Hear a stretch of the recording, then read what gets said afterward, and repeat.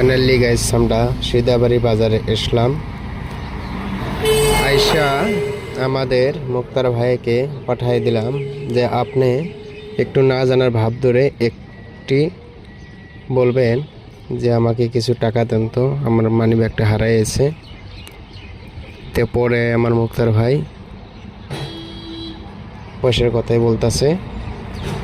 তো তথাপি দেখেন সে কিন্তু খুঁজে খায়, তার কত বড় একটা আত্মা, সে তার কাছ থেকে পয়সা জান্নাতে আমার মুক্তার ভাইয়ের হাতে তুলে দিল যে ঠিক আছে আপনি ভাড়া দিয়ে যান।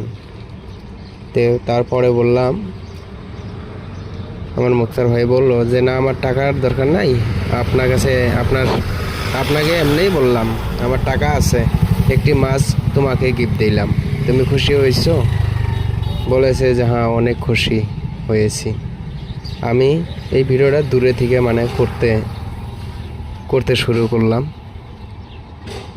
তে ভিডিওটা কেমন হয়েছে আপনারা কমেন্টের মাঝে নিশ্চয়ই বলবেন, আর একটু শেয়ার সাবস্ক্রাইব করে আমাদের পাশে থাকবে।